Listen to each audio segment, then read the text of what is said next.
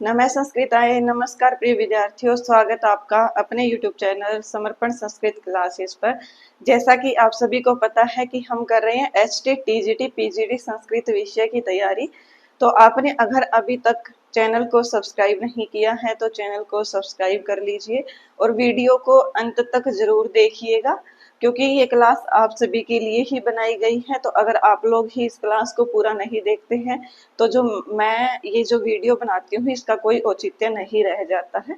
तो आज के क्लास में हम पढ़ेंगे आभ्यंतर प्रयत्न और बाह्य प्रयत्न। तो जो हमारे संस्कृत विषय में प्रयत्न हैं उनके बारे में हम चर्चा करेंगे, उनका विस्तार से अध्ययन करेंगे कि वो किस प्रकार से हमें याद करने हैं, किस प्रकार के प्रश्न हमसे पूछे जाएंगे और क्या हमारे लिए इम्पोर्टेंट है, ये सभी चीजें हम ध्यान से करेंगे। और अभी तक हमने संस्कृत व्याकरण की 5 क्लास लगा ली है। अगर आपने अभी तक वो क्लासेस नहीं देखी है तो आप वो क्लास YouTube चैनल पर देख सकते हैं। आपको क्रम वाइज आपको सभी क्लासेस मिल जाएगी। उस पर जो हमारा थंबनेल बना हुआ है उसके ऊपर साफ साफ लिखा गया है कि क्लास 1, क्लास 2, क्लास 3, क्लास 4, 5 ऐसे करके हमारी 5 क्लासेस हो चुकी है। आज जो हमारी क्लास होगी वो होगी क्लास 6।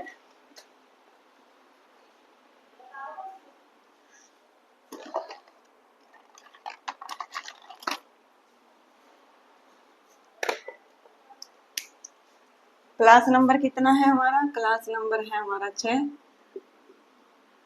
और आज का हमारा जो टॉपिक रहने वाला है वो क्या है? प्रयत्न। प्रयत्न में हम कौन कौन से प्रयत्न करेंगे? तो ये हमारे 2 ही प्रयत्न लगे हुए हैं। तो हमसे ये भी पूछा जा सकता है कि जो हमारे प्रयत्न है वो कितने प्रकार के हैं या कितने भेद हैं, तो ये हमें पता होना चाहिए। तो हमारे ये जो प्रयत्न है ये है प्रयत्न के 2 भेद। सबसे पहले इसको 2 भागों में डिवाइड किया जाता है प्रयत्न को। वो कौन कौन से हैं? तो नंबर 1 है अभ्यंतर प्रयत्न।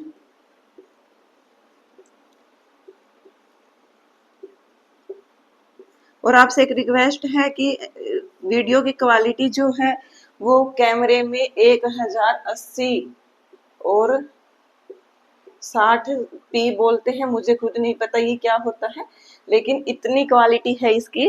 तो आप है ना, जो हमारी YouTube की सेटिंग होती है चैनल की, वहां पर जाकर के जैसे ही आप वीडियोस ओपन करते हो, ये जैसे हमारी वीडियो चल रही है तो यहाँ पर एक लिखा हुआ होता है सेटिंग। तो उसमें अगर आप जाओगे तो आपको एक ऑप्शन मिलेगा कि क्वालिटी एडवांस। तो आप एडवांस करके इसकी क्वालिटी इंक्रीज कर सकते हो, क्योंकि जो हमारा नॉर्मल यूट्यूब चलता है वो क्या करता है, क्वालिटी 240 या फिर 380 ऐसा कुछ है, या फिर 400 से ऊपर समथिंग कुछ है। तो इस पे ऑटोमेटिक क्वालिटी चलाते हैं यूट्यूब वाले, क्योंकि नेटवर्क इतना ही होता है। वो ये भी सोचते हैं कि ताकि आपका जो नेट है, किसी के पास सिर्फ और सिर्फ 1.5 GB होता है, किसी के पास 2 GB। तो इससे क्या होगा कि आपका नेट खत्म नहीं होता जल्दी। इसलिए आप है ना, अगर आपको कोई भी दिक्कत हो साफ दिखाई देने में, तो आप अपने YouTube की वीडियोस की क्वालिटी बढ़ा लीजिए करें। हमारे तरफ से इसमें जो ये हमने वीडियो डाली है, मैं मानती हूँ कि जो हमारी 11 बजे वाली क्लास होती है उसमें मैं स्क्रीन रिकॉर्डिंग करती हूँ, तो उसमें सिर्फ और सिर्फ क्वालिटी यही रहती है 720 मैक्सिमम। लेकिन जो हमारी कैमरे की क्वालिटी है वो 1080 है। तो आप अपने वीडियोस की क्वालिटी बढ़ा लिया कीजिए अपनी सुविधा के अनुसार। आप ये मत बोला कीजिए कि मैम वीडियो की क्वालिटी अच्छी नहीं है, हमें साफ दिखाई नहीं दे रहा है। वो आप सभी के हाथ में है। आप अपने YouTube की क्वालिटी अपनी सुविधा के अनुसार बढ़ा सकते हैं, घटा सकते हैं। अगर आपको आप ये चाहते हो कि नहीं हम थोड़ा सा ब्लर से काम चला लेंगे लेकिन हमारा नेट चलना चाहिए, तो आप ब्लर से काम चला लीजिए। अदरवाइज आप इसको 1080 पे करके देखोगे तो इससे क्या होगा कि जो आपकी आप देख तो सकते हो इसको 1080 पर, लेकिन जिसके पास अनलिमिटेड नेट है ना, वो तो इस सुविधा का लाभ अच्छे से ले सकता है। लेकिन जिसके पास सिर्फ और सिर्फ लिमिटेड नेट डाटा होता है, 1.5 GB या 2 GB, वो क्या करता है 2 या 3 वीडियो में, अगर इस क्वालिटी में वीडियो देखता है तो 2 या 3 वीडियो चलती है और सारा क्या है, नेट खत्म हो जाता है। इसलिए आप अपनी सुविधा के अनुसार देख लीजिएगा। आइए वापस टॉपिक पर आते हैं। अभ्यंतर प्रयत्न और दूसरा हमारा क्या है, बाह्य प्रयत्न।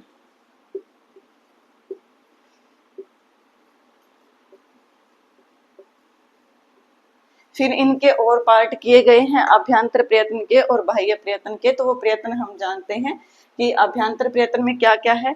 हमसे इनकी ये जो प्रयत्न है इनकी डेफिनेशन वगैरह नहीं पूछी जाती, तो हम इन लफड़ों में नहीं पड़ेंगे, ना ही हम इनकी डेफिनेशन रटने की आवश्यकता है।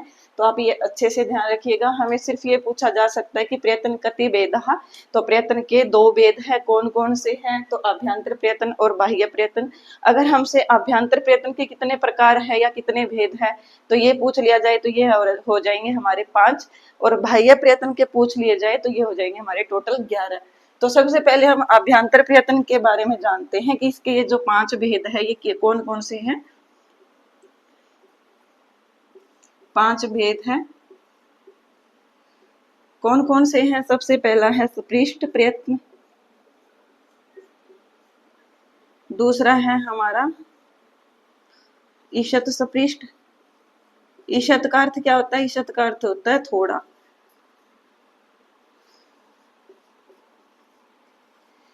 और तीसरा है हमारा विवृत। फोर्थ है हमारा ईशत विवृत।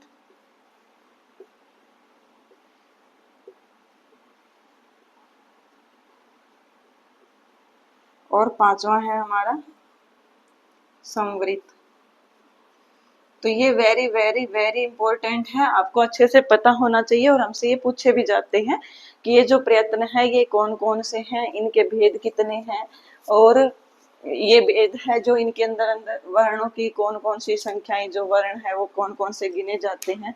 तो सबसे पहले हम बाह्य प्रयत्न बाद में करेंगे। सबसे पहले हम अभ्यंतर प्रयत्न जानते हैं कि अभ्यंतर प्रयत्न में हमें क्या क्या करना है, कैसे करना है, क्या कुछ हमारे एग्जाम में पूछे जाते हैं। आपको ये तो पता लग ही गया कि जो हमारे अभ्यंतर प्रयत्न है इसके कितने भेद हैं। तो ये हमारे हो जाएंगे 5। कितने हैं टोटल, 5 भेद हैं अभ्यंतर प्रयत्न के।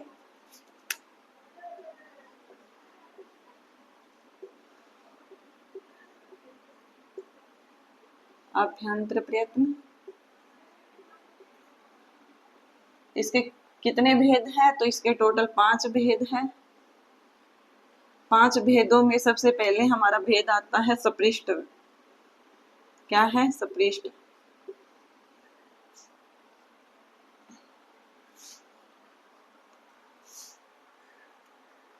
तो स्पृष्ट में हमारे क्या आते हैं, स्पृष्ट में वे सभी आते हैं जिनों की वर्ण में हमने वर्ण परिचय में जिनकी गणना हमने किस में की थी, स्पर्श व्यंजन में की थी। कैसे मैं तक, क्या है कैसे मैं तक आने वाले जितने भी वर्ण। कैसे मैं तक से अभिप्राय क्या है, कैसे मैं तक अर्थात कै वर्ग से लेकर के कै वर्ग, च वर्ग, ट वर्ग, त वर्ग और प वर्ग।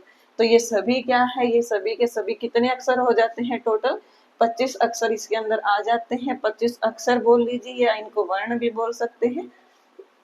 क्या है वर्ण भी बोल सकते हैं हम इनको। और ये 25 के 25 इसके अंदर स्पृष्ट के अंदर गिने जाते हैं, ये आपको पता होना चाहिए। क्या है 25 के 25 इसके अंदर गिने जाते हैं। अब आप बोलोगे मैम ये कौन कौन से होते हैं, तो जिन्होंने वर्ण परिचय पढ़ रखा है अच्छे से उनको पता है कैसे मैथक, लेकिन फिर भी मैं इसमें लिख देती हूँ। तो जो हमारा कैसे मैथक है, तो कैसे मैथक से यहाँ पर कै वर्ग है सबसे पहले, च वर्ग, ट वर्ग, त वर्ग और प वर्ग। अब इन सभी वर्गों के अंदर 5-5 अक्षर आते हैं। क वर्ग में कौन कौन से, क, ख, ग, घ और ज्ञ। तो ये हमारा क्या है कवर्ग हो जाता है। इसके बाद हमारा आता है चवर्ग। चवर्ग में क्या है, च, छ, ज, झ, इ। और ट वर्ग में ट, ठ, ड, ढ, न। त वर्ग में त, थ, द, ध, न। प वर्ग में हमारा क्या आ जाता है, प वर्ग में प, फ, ब, भ और म। आई होप आप सभी को ये दिखाई दे रहे होंगे। तो ये हमारे जो 25 है, 25 अक्षर कैसे मैं तक के, ये 25 के 25 अक्षर क्या कहलाते हैं? ये हमारे कहलाते हैं सपृष्ट प्रयत्न, इसको हम बोलते हैं। कैसे मैं तक सभी जो स्पर्श व्यंजन है उनकी गणना किस में की जाती है? सपृष्ट में ही की जाती है। तो ये आपको पता होना चाहिए। और हमसे प्रश्न में यही पूछा जाता है कि सपृष्ट व्यंजन या सपृष्ट जो प्रयत्न है वो कौन कौन से होते हैं। तो हमारा पहला सपृष्ट प्रयत्न खत्म होता है। अब हम दूसरा करेंगे कि दूसरे में कौन कौन से वर्ण गिने जाते हैं। दूसरा क्या है हमारा? दूसरा है ईशत सपृष्ट। सपृष्ट और ईशत सपृष्ट। तो ईशत का अर्थ ही मैंने बताया आपको कि ईशत का अर्थ होता है थोड़ा। क्या होता है? थोड़ा। ईशत का अर्थ होता है थोड़ा। तो यहाँ पर क्या है? जितने वो स्पर्श कर रहे थे किसी उच्चारण को, किसी चीज को या किसी अक्षर को बोलने से, तो ये क्या करता है? उससे थोड़ा स्पर्श करता है।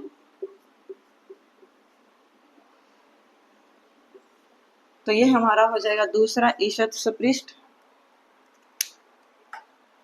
ईशत सपृष्ट में किसकी गणना की जाती है? ईशत सपृष्ट में की जाती है हमारी अंतस्थ जो व्यंजन है हमारे, अंतस्थ व्यंजन जो है, अंतस्थ में कौन कौन से व्यंजन है? तो अंतस्थ में है हमारे, अंतस्थ में य, व, र और ल। य, व, र, ल ये हमारे क्या है? अंतस्थ कहलाते हैं। य, व, र, ल। और यही अंतस्थ क्या है? हमारे ईशत सपृष्ट कहलाते हैं। ईशत का अर्थ ही क्या होता है? थोड़ा, या फिर हम इसको थोड़ा ना कह करके कम भी बोल सकते हैं। क्या है? कम। तो ये हमारा ईशत सपृष्ट का अर्थ हो जाता है। हमसे इनका मीनिंग वगैरह कुछ नहीं पूछा जाता। हमें सिर्फ और सिर्फ एग्जाम ओरिएंटेड करना है, इसलिए आपको सिर्फ और सिर्फ जो एग्जाम में चीजें आती हैं वही करवाई जाती है। तो यहाँ पर सिर्फ यही है कि ईशत सपृष्ट में किनकी गणना की जाती है? तो उनकी गणना की जाती है जिनको अंतस्थ पता है, वो अंतस्थ से भी इनको याद रख सकते हैं। लेकिन जिनको अंतस्थ नहीं पता क्या होता है, तो आप ईशत सपृष्ट को जानिए। यह वैरल ईशत सपृष्ट होते हैं और यही सेम क्या कहलाते हैं? अंतस्थ कहलाते हैं। ईशत सपृष्ट जो हमारा एक प्रयत्न का भाग है। तो हमारे दो ये कंप्लीट हो जाते हैं। अब आप बोलोगे कि मैम यहाँ पर यह वैरल ही क्यों आया, यह रैल क्यों नहीं आया? यह रैल व, तो ये इसलिए नहीं दिया गया है क्योंकि ये जो सीक्वेंस है ये हिंदी में आती है। तो आपको संस्कृत में अच्छे से याद रखना है। संस्कृत में हमारी सिर्फ यही है। और ये सीक्वेंस से रिलेटेड, सीक्वेंस मीन्स क्या है? मतलब क्रम में लगाना, किसी चीज को व्यवस्थित रूप से लगाना, क्रम से लगाना, उसको हम क्या कहते हैं? उसको हम, मतलब इंग्लिश में उसको सीक्वेंस बोला जाता है। और हम संस्कृत में इसको इस प्रकार से, हमें संस्कृत में सही क्रम लगाना है। ये हमारा सही नहीं होगा क्योंकि ये हिंदी में है। अगर हिंदी में इनका क्रम पूछा जाए तो ये सही हो जाएगा, नीचे वाला यह रे ल व। लेकिन अगर संस्कृत में अब आप बोलोगे मैम हमें कैसे पता लगेगा कि संस्कृत में पूछा गया या हिंदी में? तो मैं आपको बता देती हूँ, जो हमारा संस्कृत का पेपर है वो 60 नंबर का होगा। और उस 60 नंबर के जो लास्ट में 90 से लेकर के 150 तक, 91 में आ जाए, चाहे ऑनवर्ड 92, 93 या किसी में भी 100, 101, 102 या किसी भी लाइन में आपका ये क्वेश्चन दे दिया जाए कि इसको क्रम से लगाइए, तो आपका क्या होगा? ये संस्कृत ही होगा। और संस्कृत का क्वेश्चन संस्कृत मीडियम में ही आता है, ये भी आप अच्छे से ध्यान रखिएगा। संस्कृत मीडियम में ही हमसे पूछा जाता है। ऐसा नहीं है कि हमें संस्कृत का क्वेश्चन पेपर हिंदी में दे दिया जाता है। इसलिए आपको कंफ्यूज होने की जरूरत नहीं है कि हमें हिंदी में पूछा गया है या संस्कृत में। अब बारी आती है तीसरे की। तीसरा क्या है हमारा? तीसरा आता है विवृत। क्या है? विवृत। विवृत का अर्थ क्या है? यहाँ पर विवृत का अर्थ है खुला हुआ। अर्थात जब हम खुले मुख से किसी वर्ण का उच्चारण करते हैं तो वो हमारा क्या है? विवृत है। विवृत। विवृत का अर्थ क्या है? खुले मुख से उच्चारण करना।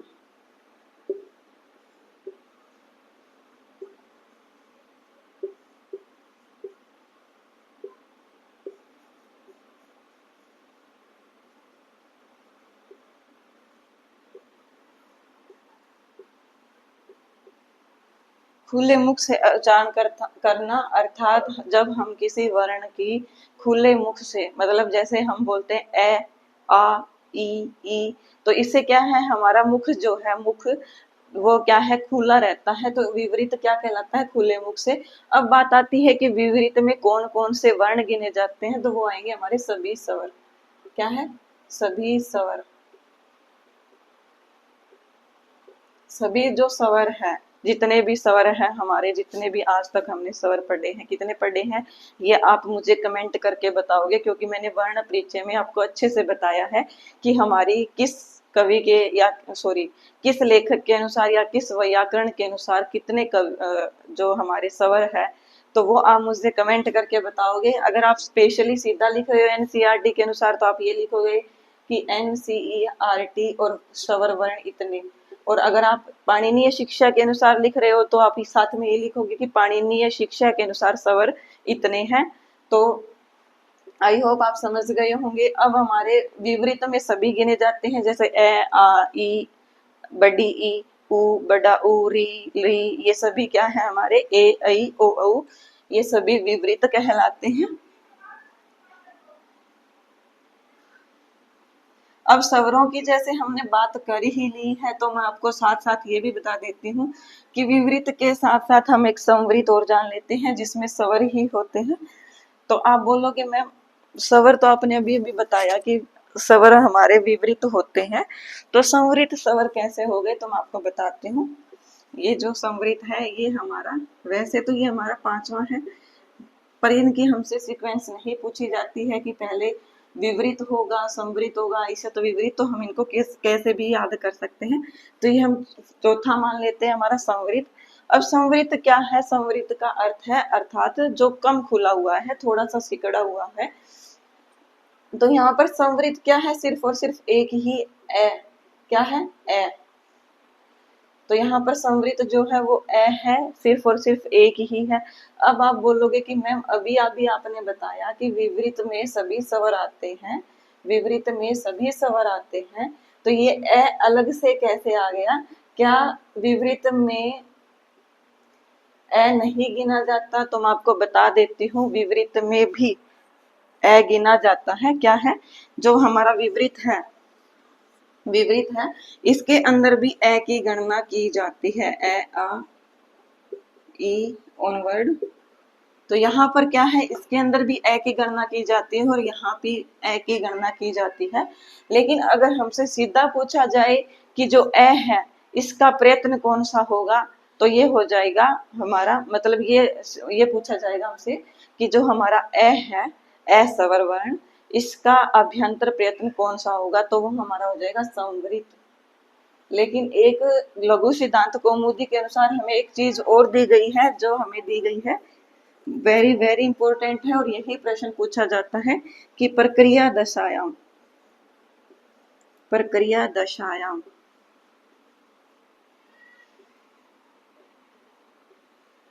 तो विपरीतम एव।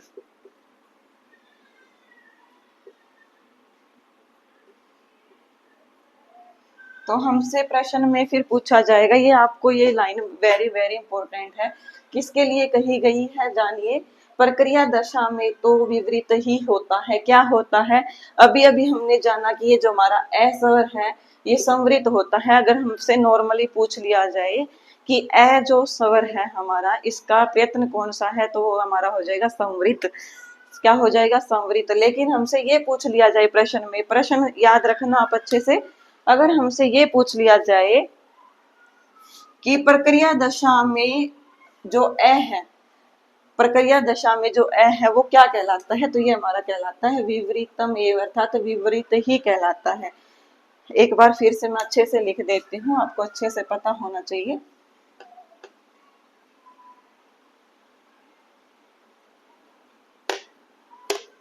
अब प्रक्रिया दशा का मीनिंग क्या होता है, जैसे हमने किसी सूत्र की सिद्धि की है, प्रक्रिया की है, जैसे राम शब्द है,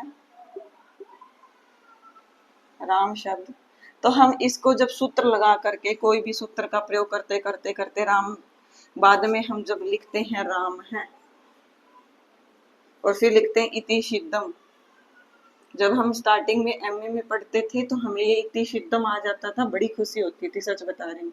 क्योंकि मैंने की हुई है पहले बीए, मैं आपको बताती हूँ, मैंने पहले बीए की है। और आप सभी को पता है जिन्होंने भी बीए की है उनको संस्कृत का ज्ञान रत्ती भर भी नहीं होता। कब नहीं होता, अब आप ये मत समझना मैम आपने बीए कर रखी है आपको भी रत्ती भर ज्ञान नहीं होगा, ऐसा नहीं है। कब नहीं था, जब मैंने बीए करके एमए में एडमिशन लिया था तब मुझे संस्कृत का ज्ञान 0% भी नहीं था। मेरी मैम ने भी मुझसे ये क्वेश्चन किया था कि क्या सोच करके आपने संस्कृत ली है, तो ये मैंने यही सोच कर ली थी कि मुझे शुरू से ही संस्कृत की टीचर बनना है। तो मैंने धीरे धीरे करके अपनी संस्कृत को डेवलप किया और आज मैं आप सभी के सामने हूँ। लेकिन बात क्या है कि जो बीए के विद्यार्थी होते हैं उनको सिर्फ एक पुस्तक पढ़नी पड़ती है, और वो भी कौन सी लगी होती है, first year, BA first year में तो शायद हमारी श्रीमद् भगवत गीता हमें पढ़नी होती है। और बीए जो फाइनल हो, सॉरी सेकेंड ईयर और फाइनल में हमें क्या करना होता है, सेकंड और फाइनल में हमें अभिज्ञान शाकुंतलम के श्लोक पढ़ने होते हैं, और उसमें थोड़ा बहुत कुछ व्याकरण के टॉपिक लगे होते हैं तो वो करने होते हैं। तो उस टाइम हमारा क्या होता है, बीए के टाइम हमारी जो संस्कृत है वो बिल्कुल जीरो होती है। कोई एक आध स्टूडेंट ऐसा होगा जिन्होंने बीए के टाइम भी अपनी संस्कृत को अच्छा कर लिया होगा, अच्छे से सुधार लिया होगा। लेकिन मैं उन बच्चों में नहीं थी, मैं तो एमए के टाइम ही मैंने अपनी संस्कृत को थोड़ा सा आगे बढ़ाया है, और आज आप सभी देख ही सकते हैं। तो यहाँ पर क्या है समझाने का, मेरा मीनिंग क्या है, मेरा समझाने का यही मीनिंग है कि ये जो प्रक्रिया यहाँ पर चलती है, व्याकरण की ये जो प्रक्रिया होती है, इस प्रक्रिया दशा में जो हमारा ए है वो क्या कहलाता है, वो कहलाता है विवृत। लेकिन अगर हमसे नॉर्मल ही पूछ लिया जाए कि जो ए है वो क्या है, तो वो हमारा हो जाएगा संवृत। क्या हो जाएगा, संवृत। तो हमसे ज्यादा पजल करके ये नहीं पूछा जाएगा कि ए कैसे है, हमसे सिर्फ यही पूछा जाएगा कि जो प्रक्रिया दशा है, प्रक्रिया दशा में ए वर्ण जो है, ए अक्षर जो है वो क्या कहलाता है, तो वो हमारा कहलाता है विवृत। क्या कहलाता है, विवृत कहलाता है प्रक्रिया दशा में। और अगर प्रक्रिया दशा ना हो तो संवृत कहलाता है। आई होप आप सभी समझ गए होंगे। ना समझ में आया हो तो आप मुझे कमेंट करके अवश्य बताइएगा, आपका रिप्लाई अवश्य दिया जाएगा। तो आगे हम करते हैं, हमारे 4 पार्ट अभी तक हो चुके हैं। कौन कौन से, संवृत, सबसे पहले हमने किया था सपृष्ठ, फिर किया था ईशत सपृष्ठ, फिर किया था विवृत, फिर किया था संवृत। तो अब आता है ईशत विवृत। क्या है ईशत विवृत, ईशत का अर्थ मैंने बताया आपको कि ईशत क्या होता है, तो ईशत विवृत हमने जान लिया है। ईशत विवृत में कौन कौन से अक्षर गिने जाते हैं, तो वो हमारे सभी ऊष्म वर्ण। ऊष्म वर्ण में कौन कौन से है, तो श है। कौन से हैं, श, स, स, है।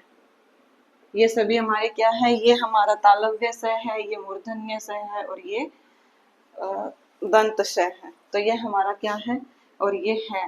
तो ये सभी क्या कहलाते हैं, ये सभी कहलाते हैं हमारे ईशत विवृत। ईशत का हमने अर्थ जान लिया है कि थोड़ा होता है।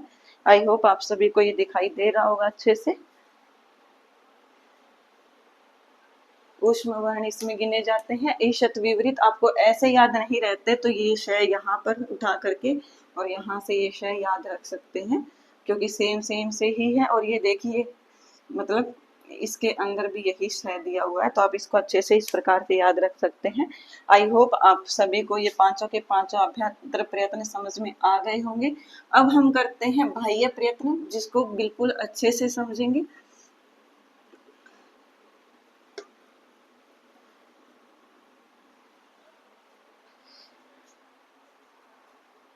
बाह्य प्रयत्न कितने होते हैं टोटल हमारे, बाह्य प्रयत्न होते हैं हमारे टोटल 11 है। कितने होते हैं बाह्य प्रयत्न,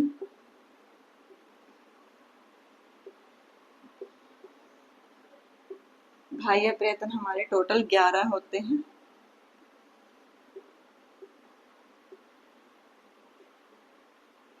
जिनको हम 11 को संस्कृत में क्या बोलते हैं, एकादश। तो ये हमारे टोटल बाह्य प्रयत्न कितने हैं, 11 हैं। कौन कौन से हैं, तो मैं एक बार लिख देती हूँ। सबसे पहले हमारा आता है विवाद, इनका भी हमें क्रम याद रखने की कोई आवश्यकता नहीं है। कहीं आप सोचो मैम हमें क्रम याद नहीं रहते हैं, तो हम किस प्रकार से इनको याद रखें। सबसे पहले हमारा विवाह, दूसरा है श्वास, तीसरा है नाद, चौथा है घोष, पांचवा है, पहले यहाँ पर ये लिख देते हैं संवार, विवाह, सवास, संवार, नाद, घोष। छठा है हमारा अघोष, सातवां है हमारा अल्प प्राण, आठवां है महाप्राण,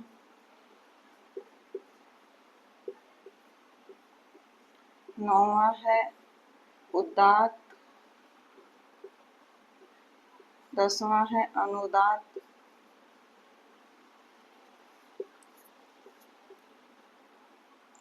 11वां है हमारा सवरित।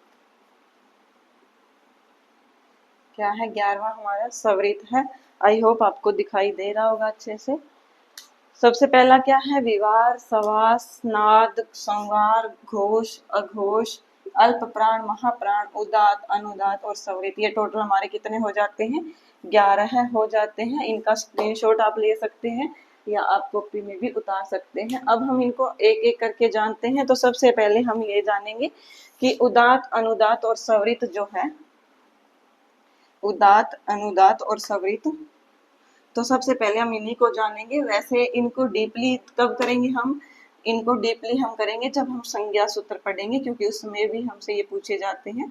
और वैसे इसमें डीपली जानने को और कुछ होता ही नहीं है, छोटा सा एक सूत्र है जो उदात्त के लिए। तो यहाँ पर उदात्त क्या है, तो सबसे पहले हम उदात्त को जान लेते हैं। उदात्त और अनुदात्त और सवरित ये सभी क्या है, ये इन सभी का प्रयोग ज्यादातर वेदों में किया जाता है। आप सभी ने देखा होगा, जैसे कोई मंत्र लिखा होता है, जैसे अग्नि नीले प्रोहितम, देख लीजिए, अग्नि नीले पुरोहितम, ये जैसे मंत्र है। कौन सा मंत्र है ये, अग्नि सूक्त का पहला मंत्र है ये, अग्नि मीड़े पुरोहितम। तो इसमें क्या होता है, आप सभी ने ऐसे देखा होगा, अग्नि मीड़े पुरोहितम में कहीं पर ऐसा लगा हुआ होगा, कहीं पर ऐसा लगा हुआ होगा, कहीं ऐसा, कहीं ऐसा, ऐसा, या फिर ऐसा, ऐसा। मतलब ये हमें इतना डीपली नहीं पूछा जाता है कि हमें ये कहाँ कहाँ लगाना होता है। हमसे सिर्फ यही पूछा जाता है कि अनुदात, उदात, सवरित, इनका चिन्ह कौन कौन सा होता है और इनको क्या कहते हैं, कैसे इनका उच्चारण किया जाता है। ये सिर्फ आपको प्रैक्टिकल दिखाने के लिए है कि इस प्रकार के जो चिन्ह होते हैं, इस प्रकार के, तो इनको क्या कहते हैं। अब हम करते हैं उदात। तो सबसे पहले तो आप जान लीजिए जो हमारा उदात है, उदात क्या है, उदात, इसका कोई चिन्ह नहीं होता। क्या नहीं होता, कोई भी चिन्ह नहीं होता। तो ये आप लिख लीजिए, उदात वर्ण का कोई चिन्ह, कोई भी चिन्ह नहीं होता।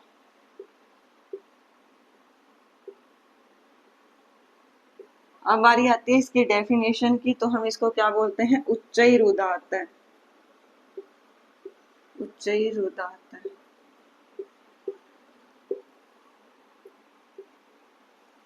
तो यहाँ पर विसर्ग को क्या हो गया, र हो गया है। तो ये हमें पता होना चाहिए। ये हम संधि के चैप्टर में करेंगे कि ये किस प्रकार से र हो रहा है, किस प्रकार से विसर्ग को स हो रहा है। तो ये हमारा जो है उच्चैरुदात्त है। यहाँ पर इसका मीनिंग क्या है कि जो ऊंचा बोला जाता है। उच्चई का मतलब क्या है, ऊंचा। जैसे हम किसी शब्द को बोलते हैं, तो जैसे मैंने बोला उदात्त, तो यहाँ पर उदात्त शब्द में पहले मैं उदात्त, तो इस प्रकार से क्या है कि पहले मैं ऊंचा बोलूंगी थोड़ा सा, फिर धीरे धीरे धीरे नीचे आएगा, फिर सवरित का मतलब बीच में होता है। तो ये हमारे जो वर्णों का उच्चारण करते टाइम या फिर मंत्रों का उच्चारण करते समय जब हम कभी ऊपर जाते हैं कभी नीचे जाते हैं, ये उनको अच्छे से पता होता है। जिनके पास म्यूजिक होती है वो कभी कभी लय को ऊपर लेके जाते हैं, कभी लय को बीच में रखते हैं और कभी लय को बिल्कुल धीरे बोलते हैं। तो ये उन सभी को पता होता है अच्छे से। हमें इतना मंत्र का उच्चारण शुद्ध रूप से नहीं आता है कि हम उदात अनुदात और स्वरित के अनुसार मंत्रों का उच्चारण करें। कोई एक आध विद्वान ही होंगे जिनको अच्छे से आता होगा, लेकिन वो विद्वान से अगर हम सीखने बैठ जाएं तो रेयरली चांस है कि हमें उनके जैसा गाना आएगा। तो यहाँ पर क्या है कि ये जो उच्च उदात है, तो उच्च उदात का आप सभी को ये पता लग गया कि इसका कोई मीनिंग नहीं होता। इसकी डेफिनेशन हमसे किस प्रकार से पूछा जाता है कि प्रश्न हमसे पता किस प्रकार से पूछा जाता है, डैश उदात है, डैश उदात है। और फिर हमें यहाँ पर पूछा जाता है ऑप्शन में नीचई, ऊंचई या फिर मध्यम या फिर कुछ और। तो यहाँ पर ऊंचाई उदात है, अर्थात जो ऊंचा बोला जाता है वो उदात होता है। आई होप आप उदात समझ गए होंगे। अब आता है हमारा अनुदात।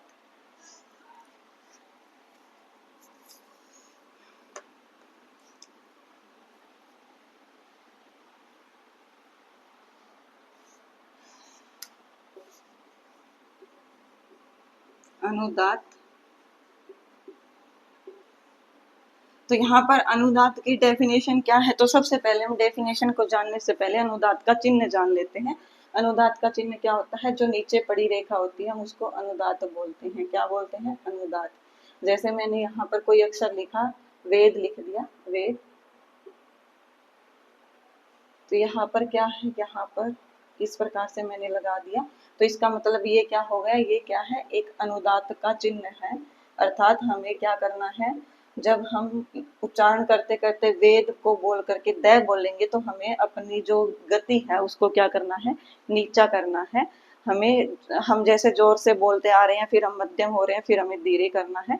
तो ये सिंबल, ये जो सिंबल है ये हमें ये बताता है कि हमें अपनी जो गति है, अपनी जो आवाज है उसको नीचे करना है या ऊंचा करना है।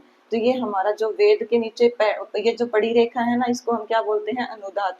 तो ये अगर कहीं पर लगा हुआ है तो समझ जाइए कि हमें अपनी जो बोलने की जो स्पीड है उसको क्या करना है, नीचे करना है। अर्थात धीरे बोलना है, जोर से नहीं बोलना है। आई होप आप समझ गए होंगे। अब हमारी आती है डेफिनेशन की। डेफिनेशन क्या है, नीचे अनुदात है।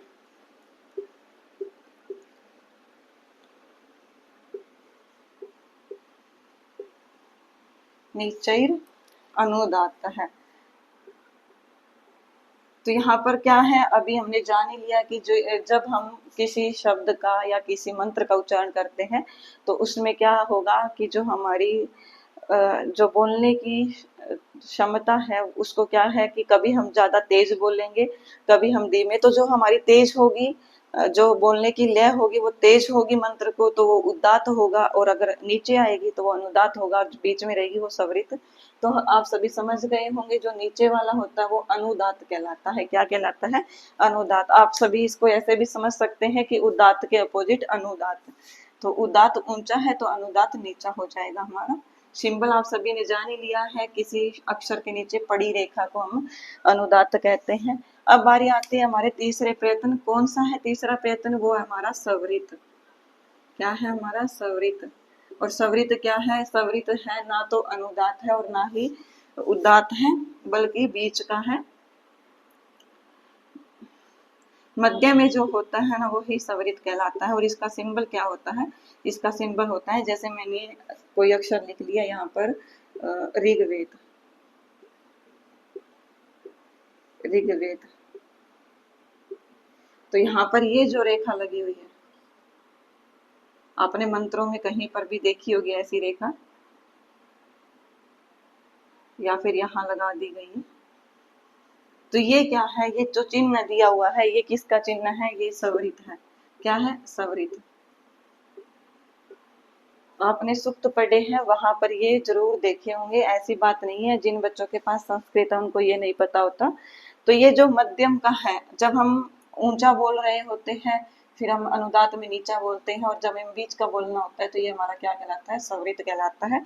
सिर्फ हमें ये याद रखना है और कुछ इम्पोर्टेंट नहीं है। अब बारी आती है कि अल्प प्राण महाप्राण क्या होते हैं। तो सबसे पहले हम अल्प प्राण को जानेंगे, फिर हम महाप्राण पर आते हैं।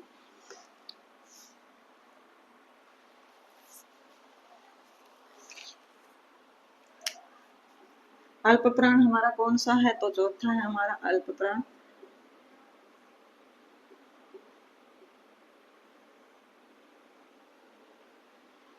अल्प प्राण में कौन कौन से आएंगे, तो हमारे किसी भी वर्ग का पहला, तीसरा और पांचवा अक्षर क्या कहलाता है, अल्प प्राण कहलाता है। मैं एक बार पानी पी लेती हूँ, गला सूख गया मेरा।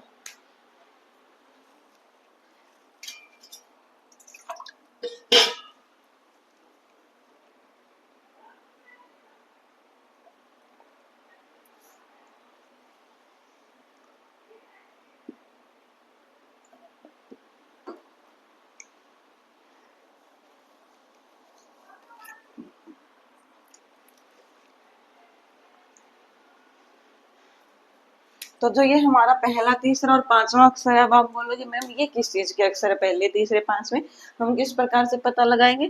तो अभी हमने जो स्पृष्ट प्रयत्न किए थे उसमें कैसे मैं तक हमने किए थे, कैसे मैं तक, और कैसे मैं तक में 25 अक्षर आते हैं, जिसमें हमारा कवर्ग, चवर्ग, टवर्ग, तवर्ग सभी होते हैं। तो जैसे हमारा कै वर्ग है, तो कै वर्ग में कै, ख, ग, घ और ग, ये होते हैं सभी। तो यहाँ पर जो हमारा कै वर्ग है, इसके अंदर पहला, फिर आता है हमारा तीसरा और फिर आता है हमारा पांचवा। तो ये तीनों जो है, ये तीनों हमारे क्या कहलाते हैं, ये तीनों हमारे कहलाते हैं अल्प प्राण। क्या कहलाते हैं, अल्प प्राण। आई होप आप समझ गए होंगे। तो ये सिर्फ और सिर्फ कवर्ग के लिए ही नहीं है, ये सभी के लिए। मैं एक बार सभी लिख देती हूँ, ये कवर्ग, चवर्ग,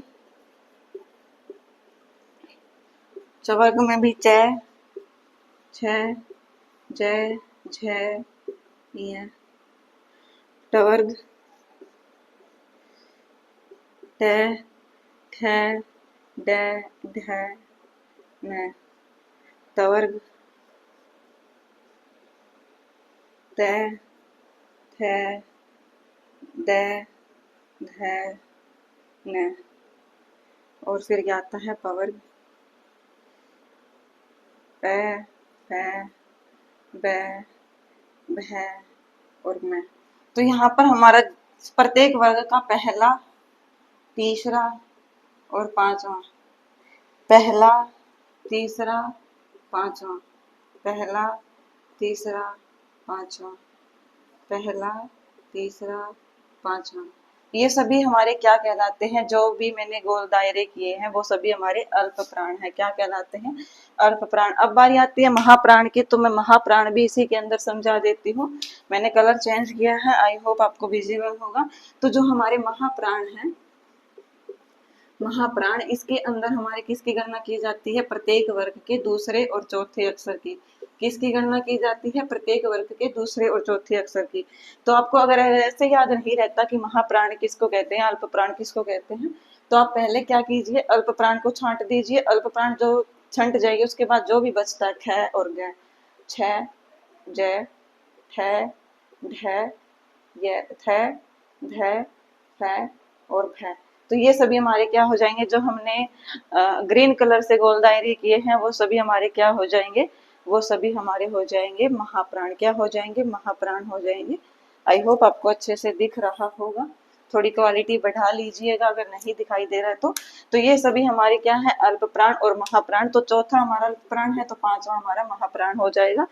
तो आई होप आपको ये समझ में आ गया होगा। अब हम करते हैं घोष और अघोष के बारे में। तो घोष और अघोष क्या है, इसको भी जान लेते हैं।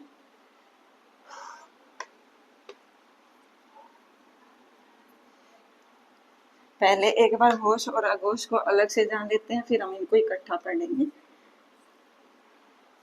तो हमने अभी तक 5 कर लिए हैं, अब हमारा छठा आता है घोष।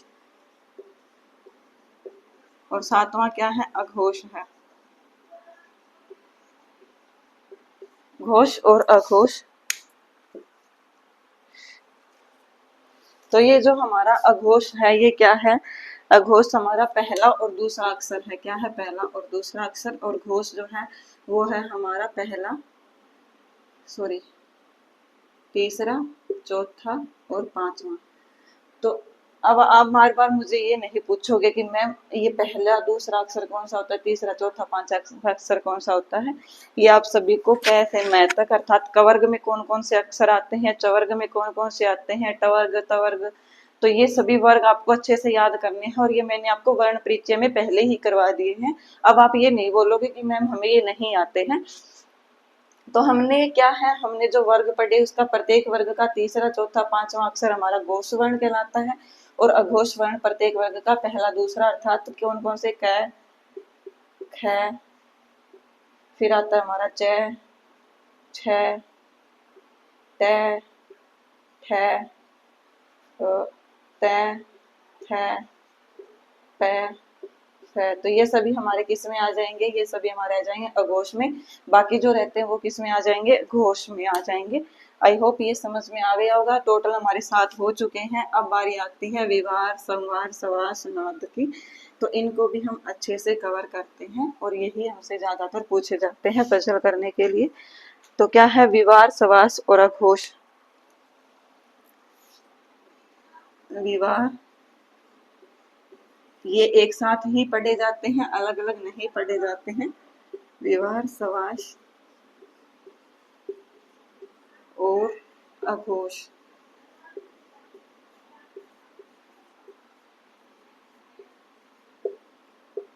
इनको सिर्फ पढ़ने के लिए ही एक साथ पढ़े जाते हैं। वैसे इनकी सीक्वेंस यही होती है कि हमने अभी तक 7 कर लिया, तो ये 8वां, ये हमारा 9वां हो जाएगा। और ये हमने 7वें में गिनती कर ही ली थी।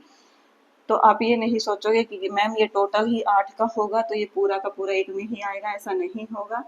तो आपको इस चीज में पजल नहीं होना है।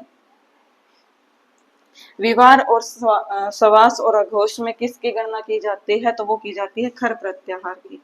अब आप बोलोगे प्रत्याहार क्या होते हैं, तो मैंने आपको प्रत्याहार का निर्माण कैसे करते हैं उसमें अच्छे से बताया है।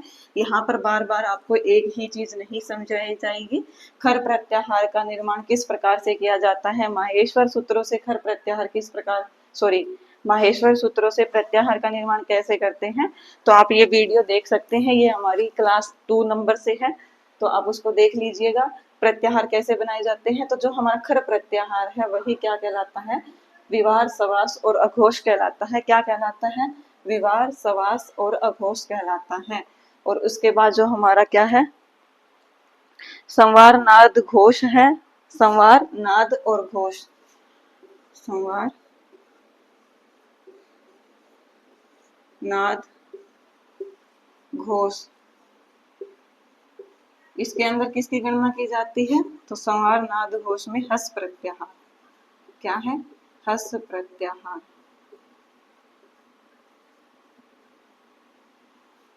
हस प्रत्याहार किसके अंदर गणना की जाती है, तो आपको ये हस प्रत्याहार भी बनाने आने चाहिए। इन प्रत्याहारों को बनाने से पहले आपको माहेश्वर सूत्र अच्छे से याद होने चाहिए। मैं आपको इस क्लास में इसीलिए नहीं करवा रही हूँ क्योंकि हमारा रिवीजन हो चुका है माहेश्वर सूत्रों का। कम से कम भी हमने 3 या 4 बार रिवीजन कर लिया है। तो आप पहले वाली वो क्लास देख लीजिए अगर आपको प्रत्याहार नहीं बनाने आते हैं तो। और जिनको माहेश्वर सूत्र अच्छे से याद है तो वो खर प्रत्याहार और हस प्रत्याहार वैसे चुटकियों में बना सकता है। तो आई होप आपको ये क्लास पसंद आई होगी। और मैं आपको एक बात और बता देती हूँ कि हमारे चैनल का नाम है, टेलीग्राम चैनल का नाम समर्पण संस्कृत क्लासेस। तो आप उसको भी ज्वाइन कर लीजिएगा। जो भी इम्पोर्टेंट पीडीएफ वगैरह होती है या कोई भी इम्पोर्टेंट जैसे मतलब मैं क्लास अपलोड करती हूँ तो वो लिंक भी आपको टेलीग्राम पर भेज दिया जाता है। कोई और इम्पोर्टेंट पीडीएफ होती है, कोई सूचना होती है, कोई इन्फॉर्मेशन, कोई क्लास वगैरह मुझे नहीं लेनी होती है, कोई अर्जेंट काम होता है, तो आपको ये सूचना टेलीग्राम चैनल पर ही मिलेगी। तो आप समर्पण संस्कृत क्लासेस टेलीग्राम चैनल को क्या कर लीजिए, ज्वाइन कर लीजिए, समर्पण संस्कृत क्लासेस। और क्लास को शेयर करना मत भूलिएगा। धन्यवाद, बने रहे हमारे साथ इसी प्रकार से इसी चैनल पर। नमस्कार, सत श्री अकाल, आदाब, जयतु संस्कृतम।